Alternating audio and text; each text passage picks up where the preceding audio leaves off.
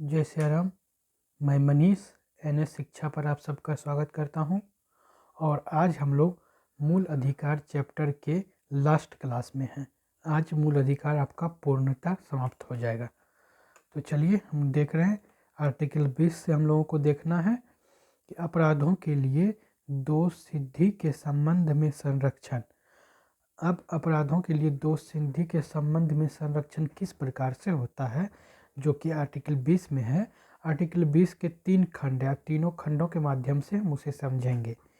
तो कोई व्यक्ति किसी अपराध के लिए तब तक दोष सिद्ध नहीं ठहराया जाएगा जब तक कि उसने ऐसा कोई कार्य करने के समय जो अपराध के रूप में आरोपित हो किसी प्रवृत्त विधि का अतिक्रमण नहीं किया है या उससे अधिक शक्ति का भागी नहीं होगा जो उस समय अपराध के लिए किए जाने के समय प्रवृत्त विधि के अधीन आरोपित की जा सकती है। इसका मतलब हमारा ये हुआ कि कोई व्यक्ति तब तक अपराधी नहीं होगा जो कि अपराध के कड़ियों को, यानी कि उस समय जो विधि है उसे न तोड़ा हो। जैसे मान लीजिए कोई व्यक्ति अगर सीधा चलते जा रहा है रोड पे तो आप उसे अपराधी तो नहीं कहेंगे। अब मतलब क्या है कि आप अपराधी किसे कह सकते हैं, जैसे मान लीजिए कि कोई रोड पे चल रहा है और कोई आदमी का मान लीजिए जेब काट लिया या उससे कुछ अपशब्द बोल दिया या कुछ मान लीजिए कि उसके ऊपर कुछ अटैक कर दिया, तो उसे आप अपराधी करें क्योंकि वो उसने मूल नियमों का उल्लंघन किया है। क्योंकि उसने जो सूची में जो अपराध की जो सूची है उससे किसी भी नियम को उसने फॉलो कर लिया है, तो इसलिए वो अपराधी होगा। हमारा पहला पॉइंट का मतलब अपने भाषा में लोकल लैंग्वेज में यही है। अब हम लोग दूसरे पॉइंट्स की ओर आ रहे हैं, दूसरे खंड की ओर। किसी व्यक्ति को एक ही अपराध के लिए एक से अधिक बार अभियोजित और दंडित नहीं किया जाएगा। मान लीजिए कि कोई व्यक्ति मान लीजिए कि जेब काट लिया, तो एक जेब काटने के बाद उसको दंडित नहीं किया जाएगा। ये मान लीजिए कोई व्यक्ति किसी का मर्डर कर दिया तो एक मर्डर के बाद उसे एक बार ही दंडित किया जा सकता है, उसे 2 बार दंडित नहीं किया जा सकता है। तो चलिए आगे हम लोग देख रहे हैं। किसी अभियुक्त को स्वयं अपने विरुद्ध साक्ष्य होने के लिए बाध्य नहीं किया जाएगा। कोई भी अभियुक्त जिस पर मुकदमा चल रहा है वो अपना पक्ष रख सकता है। ये हमारा तीसरे पॉइंट का मतलब है। तो आगे हम लोग देख रहे हैं आर्टिकल 21, बहुत ही इम्पोर्टेंट, प्राण और दैहिक स्वतंत्रता का अधिकार। चलिए अब इसे हम लोग देख रहे हैं कि किसी व्यक्ति को उसके प्राण या दैहिक स्वतंत्रता से विधि द्वारा स्थापित प्रक्रिया के अनुसार ही वंचित किया जाएगा, अन्यथा नहीं। दैहिक और उसे जो विधि द्वारा स्थापित प्रक्रिया के अनुसार प्राण एवं दैहिक स्वतंत्रता से ही उसे वंचित किया जाएगा, अन्यथा उसको नहीं किया जा सकता है वंचित। एक के गोपालन बनाम मद्रास राज्यवाद 1950 में सर्वोच्च न्यायालय ने आर्टिकल 21 के तहत प्राप्त प्राण एवं दैहिक स्वतंत्रता के अधिकार का एक व्याख्या दिया जो इस अधिकार का एक सीमित दायरा प्रस्तुत करता है। तो ए के गोपालन बनाम मद्रास राज्य 1950 में इस अधिकार का एक सटीक एग्जाम्पल भी सर्वोच्च न्यायालय ने दिया था। तो आगे हम लोग देखिए कि ए के गोपालन बनाम मद्रास राज्य के अपने निर्णय में सर्वोच्च न्यायालय ने कहा कि आर्टिकल 21 के द्वारा प्रदत्त अधिकार सिर्फ मनमानी कार्यकारी प्रक्रिया के विरुद्ध सिर्फ मनमानी और कार्यकारी प्रक्रिया के विरुद्ध है। इसका मतलब क्या है, हम लोग इसका मतलब है क्या, देखिए जो हमारा ए के गोपालन केस में जो आर्टिकल 21 के तहत प्राण एवं दैहिक स्वतंत्रता के संरक्षण के संबंध में था, ए के गोपालन बनाम मद्रास राज्य में, उसमें क्या कहा गया कि इसमें जो इस आर्टिकल में जो प्रदत्त अधिकार हैं वह सिर्फ मनमानी कार्यकारी प्रक्रिया के विरुद्ध ही होंगे, अन्यथा नहीं। अब आगे हम लोग देख रहे हैं कि 1978 मेनका गांधी बनाम भारत संघ में आर्टिकल 21 द्वारा प्रदत्त अधिकार की सुरक्षा, यहाँ पे की सुरक्षा को हम देख सकते हैं, केवल मनमानी कार्यकारी प्रक्रिया यह क्रिया पर ही उपलब्ध नहीं बल्कि विधायी क्रिया के विरुद्ध भी उपलब्ध है। यानी कि सिर्फ कार्यकारी प्रक्रिया के विरुद्ध इसे उपलब्ध नहीं किया जा सकता है, यहाँ पे विधायी प्रक्रिया के विरुद्ध भी इसे उपलब्ध कराया जा सकेगा। और A.K. गोपालन में हम क्या पढ़े थे कि सिर्फ उसे मनमानी और कार्यकारी प्रक्रिया के विरुद्ध उपलब्ध कराया जा सकेगा। आगे हम लोग देख रहे हैं कि सर्वोच्च न्यायालय ने आर्टिकल 21 की व्यापकता को बढ़ाकर जीवन का अर्थ न केवल जीवित रहने तक नहीं बल्कि मानवीय एवं गरिमापूर्ण जीवन जीने के रूप में बताता है। यह आर्टिकल 21 हमारा क्या बताता है कि सिर्फ उसे जीवित रहने के बारे में नहीं, सर्वोच्च न्यायालय का आर्टिकल 21 को जो व्यापकता को बढ़ाया उसने मेनका गांधी बनाम भारत संघ मामले के बाद, तो वो सिर्फ आपको जीवन जीने नहीं बल्कि मानवीय एवं गरिमापूर्ण जीवन जीने के लिए बताता है। तो चलिए आगे हम लोग देख रहे हैं क्या सर्वोच्च न्यायालय के आर्टिकल 21 के तहत निम्नलिखित अधिकारों को बताया गया है। कौन कौन से अधिकार हैं वो उसे हम लोग देख रहे हैं। क्या मानवीय प्रतिष्ठा के साथ जीने का अधिकार, आप किसी को भी अपशब्द या अभद्र टिप्पणी किसी पर आप नहीं कर सकते हैं। स्वच्छ पर्यावरण की उपस्थिति का अधिकार, आप अपने आसपास के वातावरण को स्वच्छ साफ सुथरा रखने का आपके पास अधिकार है। निजता का अधिकार, आवास का अधिकार भी है। जीविकोपार्जन का अधिकार, आप अपने योग्यता अनुसार अपना जीविकोपार्जन का कोई उपाय कर सकते हैं।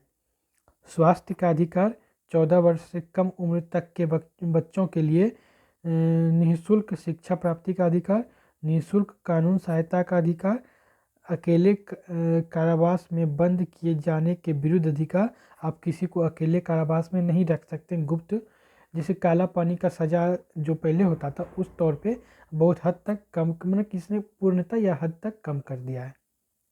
अब त्वरित सुनवाई का अधिकार, यानी कि किसी भी को अगर आप गिरफ्तार करते हैं तो उसे अब ऐसा सिर्फ गिरफ्तारी में आप 24 घंटे के अंदर उसे न्यायालय में आपको न्यायाधीश के सामने प्रस्तुत करना अत्यंत आवश्यक है।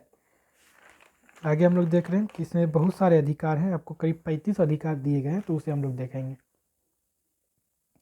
हथकड़ी लगाने के विरुद्ध अधिकार, अमानवीय व्यवहार के विरुद्ध अधिकार, जैसा मैंने कहा कि आप शब्द या मारपीट के संबंधी, देर से फांसी के विरुद्ध अधिकार, विदेश यात्रा करने का अधिकार, अब लीगली आप अपना आराम से जो वीज़ा पासपोर्ट का होता है आप सारी क्राइटेरियाज को पूरा कर आप विदेश यात्रा कर सकते हैं। बंधुआ मजदूरी के विरुद्ध अधिकार, आप किसी को भी बंधुआ मजदूरी के तौर पर नहीं रख सकते कि भाई मैंने तुम्हें, चाहे जैसे हमारे गांव में यूज़ होता है वर्ड कट्ठा, 1 कट्ठा 2 कट्ठा या 10 कट्ठा खेत दे के आप उसे अपना उसका संपूर्ण जीवन अपने नाम पे नहीं कर सकते कि आप तुम मेरे यहाँ काम करते रहो, ये ऐसा अधिकार नहीं है। हिरासत में शोषण के विरुद्ध अधिकार, हिरासत में लेकर आप उसका शोषण नहीं कर सकते हैं। आपातकालीन चिकित्सा सुविधा का अधिकार, सरकारी अस्पतालों में समय पर उचित इलाज का अधिकार भी है। और राज्य से बाहर करने के विरुद्ध अधिकार, आप किसी को भी राज्य से बाहर बिना किसी कारण के नहीं कर सकते हैं। निष्पक्ष सुनवाई का अधिकार भी है। कैदी को जीवन की मूल आवश्यकताओं का अधिकार, उसकी जीवन की जो मूल आवश्यकताएं उसे आप पूरा कीजिए। महिलाओं के साथ आदर और सम्मानपूर्वक व्यवहार, इसके संबंध में हमारे देख लीजिए डायल 112 जो आया है बिहार में हमारा, ये इस अधिकार के संरक्षण में ये जो पॉइंट हम लोग पढ़ें कि आदर और सम्मानपूर्वक व्यवहार बहुत ही सराहनीय कदम है।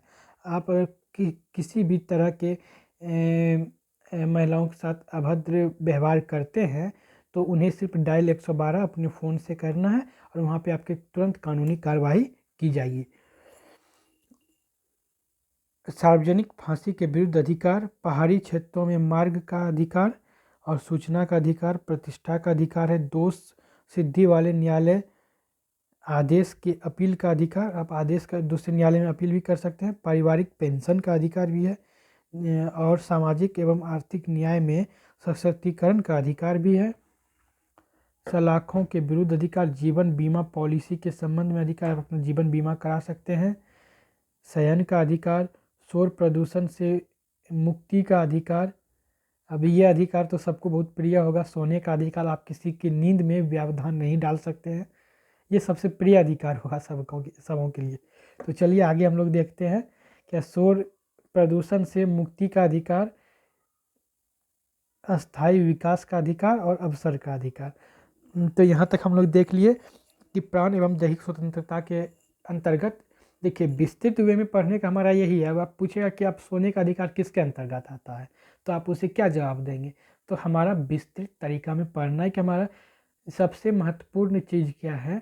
क्या देखिए, अदर एग्ज़ाम्स जो आपके होते हैं, वनडे एग्ज़ाम जैसे कोई भी छोटे एग्ज़ाम, तो उसमें आपको नदी को सिर्फ पार करना पड़ता है तैर के।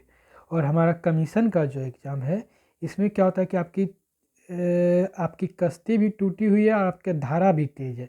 जैसे बोलते हैं ना कि टूटी है कश्ती तेज है धारा, तो इस बीच आपको नीचे एकदम गोता लगा के मोती चुनना है, तह तक जाना है। तो इसके लिए तो आपको थोड़ा मेहनत करना ही पड़ेगा। तो चलिए, शोषण के विरुद्ध अधिकार को हम लोग देख रहे हैं कि शोषण के विरुद्ध अधिकार से किस आर्टिकल में, 23 एवं 24 में। तो 23 में क्या है कि मानव के दुर्व्यापार और बालात श्रम का प्रतिषेध। तो इस अनुच्छेद के 2 खंड हैं, दोनों खंडों को हम लोग देखेंगे। मानव के दुर्व्यापार और बेगार तथा इसी प्रकार अन्य बालात श्रम प्रतिषेध किया जाता है, और इस उपबंध का कोई भी उल्लंघन अपराध होगा जो विधि के अनुसार दंडनीय होगा। अब बच्चों से आप श्रम नहीं करवा सकते हैं, और किसी बंधुआ मजदूरी टाइप जो हम लोग पहले पढ़ चुके हैं, यानी कि उससे दुर्व्यापार आप नहीं कर सकते हैं, तो ये आपके लिए दंडनीय अपराध होगा। कि इस अनुच्छेद की कोई बात राज्य को सार्वजनिक प्रयोजनों के लिए अनिवार्य सेवा अधिरोपित करने से निवारित नहीं करेगी। ऐसी सेवा अधिरोपित करने में राज्य केवल धर्म, मूल, वंश, जाति या वर्ग या इसमें से किसी के आधार पर कोई विभेद नहीं करेगा। यह इन सब पे धर्म, जाति, मूल, वंश के आधार पर किसी भी सार्वजनिक हितों से आप किसी को वंचित नहीं कर सकते हैं। तो चलिए आगे हम लोग देख रहे हैं। क्या आर्टिकल 24 हमारा क्या है कि कारखानों आदि में बच्चों के नियोजन का प्रतिषेध। 14 वर्ष से कम उम्र के किसी भी बच्चा का किसी कारखाना में काम करने के लिए नियोजित नहीं किया जाएगा, या किसी अन्य परिसंकटमय नियोजन में नहीं लगाया जाएगा। किसी भी मतलब कि किसी भी काम में आप फैक्ट्री में बच्चों को जिसकी उम्र 14 वर्ष से कम है उसे आप नहीं लगा सकते हैं। तो चलिए आगे हम लोग देख रहे हैं। 23 में उल्लेखित मानव दुर्व्यापार शब्द में शामिल कौन कौन सा है, उसे हम लोग देखेंगे। क्या मनुष्य, महिला एवं बच्चों की वस्तु की तरह खरीद बिक्री, जैसे ह्यूमन ट्रैफिकिंग हम लोग बोलते हैं कि आप किसी खरीद फरोख्त नहीं कर सकते हैं। महिलाओं तथा बच्चों का अनैतिक दुर्व्यापार, इसमें वेश्यावृत्ति भी शामिल है, यानी कि आप किसी भी आप मानव या बच्चों का अनैतिक दुर्व्यापार आप नहीं कर सकते हैं। और देवदासी और दास, यानी कि दास प्रथा, ऐसे इन सभी मामलों को आप अपने व्यवहार में नहीं ला सकते हैं। क्योंकि दास प्रथा तो आप जानते हैं कि लॉर्ड विलियम बेंटिक ने उससे समाप्त किया था, और हमारा जो है भारत परिषद अधिनियम 1833 के माध्यम से इसका अंत किया गया था। तो इसे हम लोग पहले पढ़ चुके हैं, तो ये 2 लाइन आपके रिवीजन के लिए था।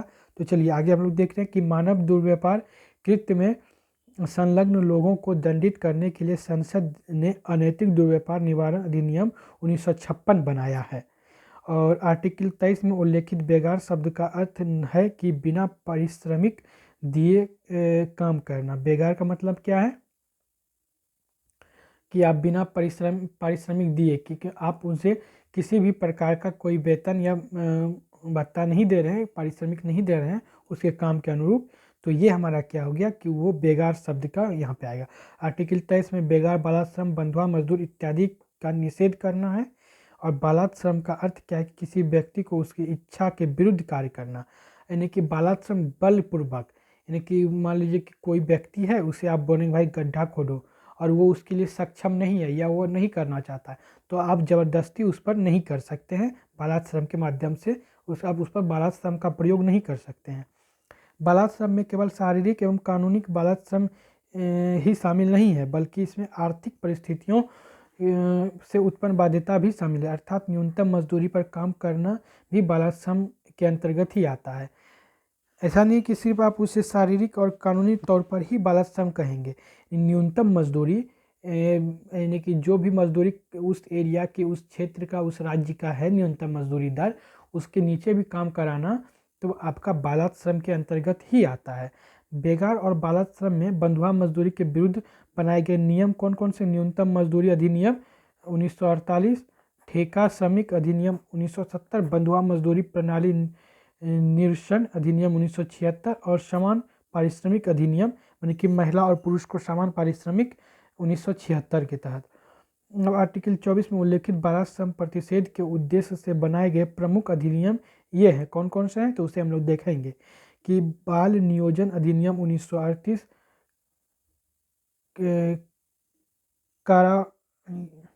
बाल नियोजन अधिनियम 1938 और करारनामा, जो करार करते हैं ना, करारनामा अधिनियम 1948, बागान श्रम अधिनियम, ये आपको बोल सकते हैं चाय पत्ती चाय बागान के अंतर्गत 1951, मोटर परिवहन कर्मकार अधिनियम 1951, खान अधिनियम 1952, वाणिज्य पोत परिवहन अधिनियम 1958, प्रशिक्षु अधिनियम 1961, बीड़ी तथा सिगार कर्मकार अधिनियम 1966 और बाल श्रम प्रतिषेध और नियमन अधिनियम 1986 के अंतर्गत हमारा 24 आर्टिकल को बनाया गया है।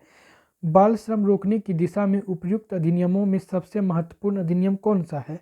तो बाल श्रम प्रतिषेध एवं नियमन अधिनियम 1986 जो है हमारा बाल श्रम पर रोक के लिए सबसे महत्वपूर्ण अधिनियम के अंतर्गत हमारा आता है। तो 1996 में उच्चतम न्यायालय ने बालात श्रम पुनर्वास कल्याण कोष की स्थापना का निर्देश दिया था।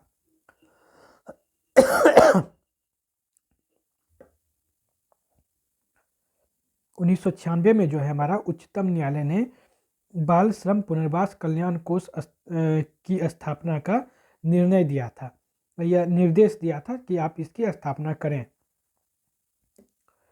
बाल अधिकार संरक्षण आयोग अधिनियम 2005 द्वारा बच्चों के अधिकारों के संरक्षण के लिए राष्ट्रीय तथा राज्य आयोगों की स्थापना और बच्चों के विरुद्ध अपराधों अथवा बाल कारखानों के उल्लंघन पर शीघ्र निर्णय के लिए बाल न्यायालय की स्थापना को अधिनियमित किया गया कि आप बाल न्यायालय की भी स्थापना करें, ऐसा बताया गया। वर्ष 2006 में सरकार ने 14 वर्ष से कम उम्र के बच्चों को घरेलू नौकर बनाने या व्यावसायिक प्रतिष्ठान या होटल इत्यादि में काम करने पर रोक लगा दिया। इसके उल्लंघन पर दंडात्मक कार्यवाही का उपबंध किया गया और बाल श्रम जिसे निषेध और विनियमन संशोधन अधिनियम 2016 द्वारा अधिनियम 1986 को, जो कि हमारा अब तक का सबसे सटीक था बाल श्रम पर रोक के लिए, संशोधित किया। इस संशोधन द्वारा अधिनियम का नाम बदलकर बाल एवं किशोर श्रम निषेध एवं नियमन अधिनियम 1986 कर दिया गया। अब हम लोग यहाँ तक रखते हैं आज। चूँकि जो भी क्लास है मिनिमम 20 मिनट का एक क्लास किया जाएगा, अगर उससे ज़्यादा होता है तो आप लोगों को कुछ परेशानी हो सकती है, क्योंकि यहाँ पे जो है पूर्णतः आपको एक अच्छी समझ देने का प्रयास किया जा रहा है। अगर उसमें अभी आप लोगों को परेशानी हो तो ये प्रॉब्लम हो, तो इसलिए ये ज़्यादा प्रॉब्लम हो जाएगा। तो इसलिए आप लोगों की सारी सुविधाओं को ध्यान में रखते हुए, क्योंकि एक दो क्लास थोड़ा ज़्यादा भी चला जाता है तो उससे कोई प्रॉब्लम नहीं, लेकिन एक अच्छी समझ के साथ आप लोगों को अपना सब्जेक्ट को पूरा करना और करवाना, यही मेरा सबसे अच्छा, मतलब कि एक तरह से मानिए तो विचार है। तो अब मैं इसके साथ आज की क्लास को समाप्त कर रहा हूँ और कल हम लोग इस चैप्टर को और जो विभिन्न प्रकार की रीट आते हैं उस रीट को भी कंप्लीट कर लेंगे। तो आगे फिर हम लोग नेक्स्ट चैप्टर डीपीएसपी यानी कि राज्य के नीति निर्देशक तत्व को देखेंगे। तो इन्हीं शुभकामनाओं के साथ आप सबको जय सिया राम और जय हिंद। मुझे भी सहयोग करते रहें और आप लोगों का जो है डीपीएसपी के चैप्टर को भी बहुत अच्छे से कवर किया, डीपीएसपी के चैप्टर को बहुत एकदम सटीक वे में अच्छे तरीके से आप लोगों को कवर किया जाएगा। और आज हम लोग जहाँ तक पढ़ा है उसे बहुत अच्छे से आप लोग देख लेंगे। चलिए इन्हीं शुभकामनाओं के साथ आप सबको पुनः एक बार जय सिया राम, जय हिंद।